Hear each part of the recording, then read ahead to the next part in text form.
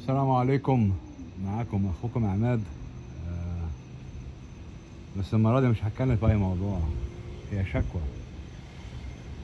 دلوقتي انا واقف على 404 مشترك، منزل فوق ال 13 فيديو وما خدتش حتى اشتراك واحد زيادة.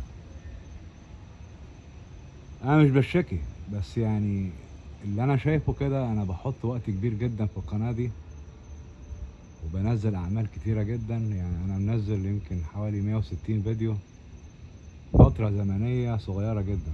اوكي، يعني ممكن نقول مثلا من سنة بالظبط مع عندي 160 فيديو. تمام. وفي نفس الوقت انا مش شايف ان في اعداد بتزيد خالص نهائيا، خالص نهائيا. ما اعرفش،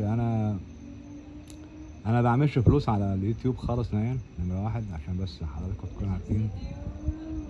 آه، اذا ما كانش في اعداد كبيرة على اليوتيوب، يعني انا مش عارف هعمل ايه بالظبط. يعني انا لما اخرج بره حتى اصور فيديو بصرف فلوس من جيبي. تمام.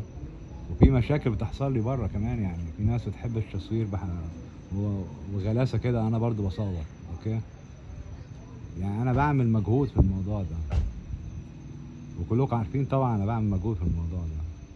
بالتالي رجاء وليس امرا، من فضلكم يا جماعه اعملوا اشتراك واعملوا لايك، لان كده انا I feel so depressed.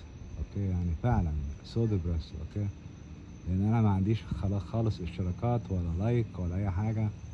انا مش حتى مش عارف يعني ليه ده بيحصل، ما عنديش اي فكره.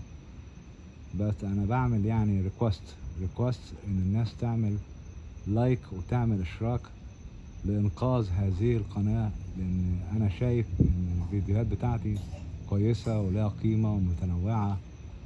احيانا بتكلم في دردشه معاكم، بخرج بره بعمل فيديوهات وكل حاجه، بس سو فار مش لاقي اي اشتراكات ولا اي لايك. من فضلكم يا جماعه ساعدوني، يعني فضلا وليس امرا، تعملوا اشتراك ولايك عشان القناه تستمر. وشكرا.